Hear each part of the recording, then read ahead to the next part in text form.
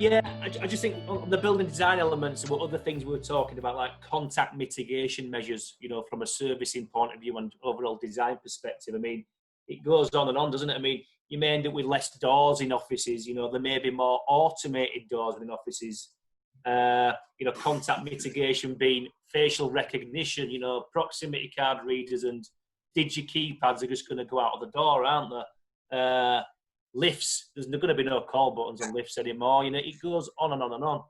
And then I think mainly in terms of contact mitigation, you can mitigate contact, but then in terms of surfaces and materials, antimicrobial materials, a lot in the news about types of materials. Obviously, copper being a great one, but not everyone's going to put copper inside the buildings. But there's a lot of other, you know, materials where I think changes of specifications are going to fully change in offices and generally just buildings throughout.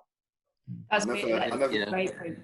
Great point. I never thought they're fantastic, and from my point of view, with my M&E head on, I love that. But from my landlord's head, it really scared me, that one, Gav, because it's all cost again. But it's a step change. It's a step change again. But then, Alan, the sort of investment, I guess, if you take the point that you raised earlier about maybe all of those things become that checklist of what makes an office more attractive. Yes. Investing up front into all of those things that are making people feel comfortable, your areas become more attractive than your competitor down the road. Because I agree entirely, Victoria. And the step change, it might be expensive at first, but once it's the norm, competition comes in and the prices will come down from the manufacturers and all that sort of stuff. So, yeah, it's a very valid point. And, I never thought about that one. But I'm just trying to think of which language I'll be talking in the lift to get it to operate if the call button isn't. You have to have regional dialects that recognise Yorkshire. Check us up TikTok, lad. From the landlord's point of view, I guess it's a competitive differentiator. You don't want to be the landlord that's going to do it last, because exactly. I'd definitely want to be on the ball there. Yeah, definitely. I think what Gavin said about his sort of mini survey of people returning to work, that's going to be driven. So people are driving what they want to do to get back to work, to feel safe. And then that's got to be fed through to the client base, and then the clients have then got to feed that back to landlords. So almost landlords have got to get ahead of the game. Exactly, seeing what the requests are going to be, aren't they?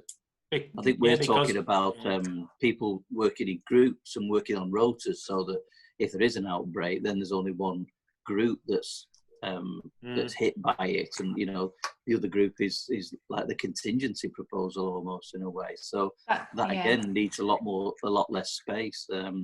Those things about surfaces that Gav was talking about, it's going to hit on the furniture, isn't it? A soft furnish is more acceptable going forward. They're going to be less acceptable. I think it's more cleaning regimes and things like that. But that's what's so ridiculous about these screens that people are suggesting in offices, because they're acrylic and hard surface, and they are like absolutely.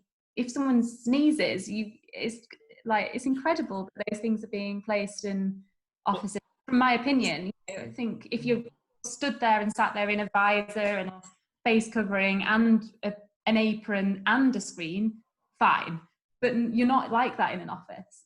You know, I just got a knee-jerk reaction on some of the things that are happening within the industry that I've read about. Now, manufacturers are talking about, there's a manufacturer on the market now, he's putting air purifiers in the space. Now, I don't know, right, the medical terms, if they work or they're not, but the high efficiency recirculators within the space, right, that have got HEPA operating theatre filtration on, that takes the space air and filters it again after the space air has been just. Whether that's good or not, it might be definitely good. But the thing that really attracted me as a landlord was that hitting the side of it was, it might be good mentally for the occupants to see this, and it might very well work on that. But what it did do, taking that secondary filtration in the space, it minimised the deep clean of the space. For me as a landlord, that deep clean spaces regularly in offices, right?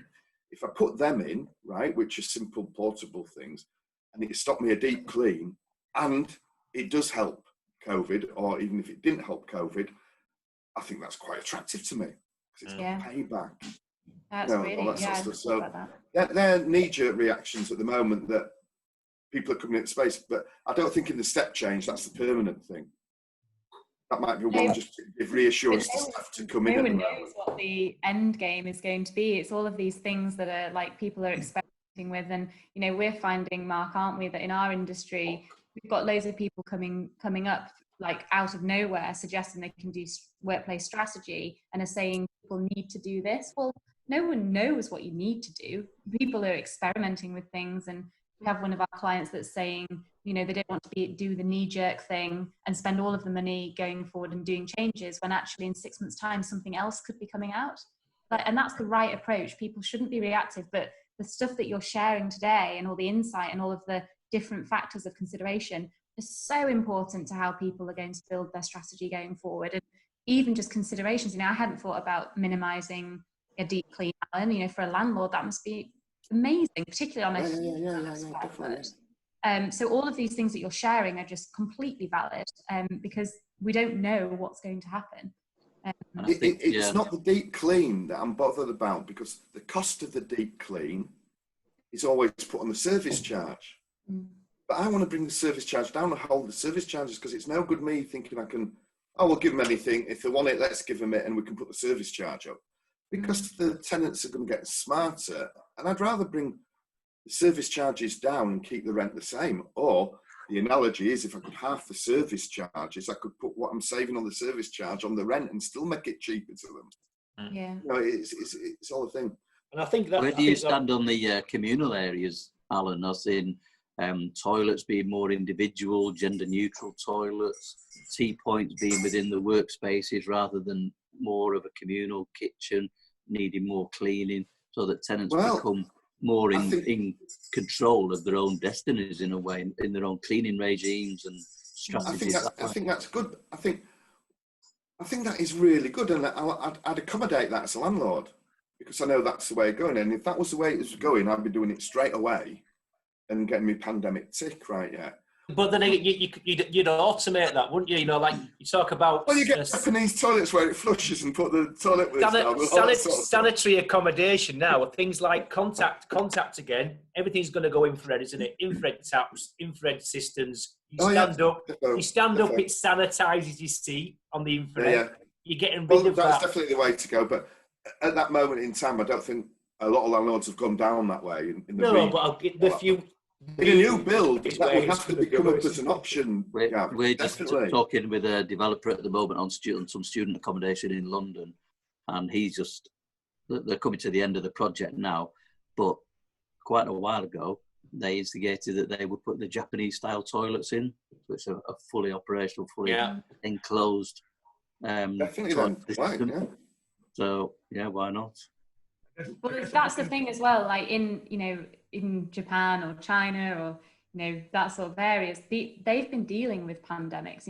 They walk around in masks all the time, and from the pollution side, and they have a greater understanding of what viruses. Well, I don't think that's a fair thing to say. Do they have a greater understanding? No, but do they live by a different way of their everyday life? Yes. So they do have these Japanese toilets because they've had to sort of adapt and look forward and do something to mitigate transfer. And again, to Gavin's point, the contact mitigation piece, they're already there because they've had like different things to deal with.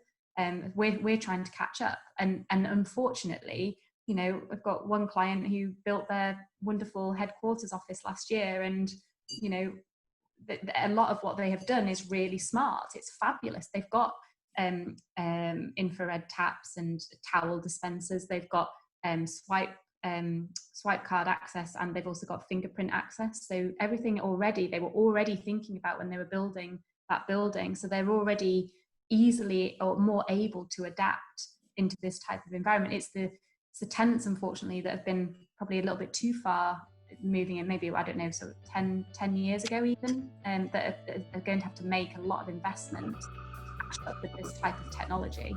But it is really interesting.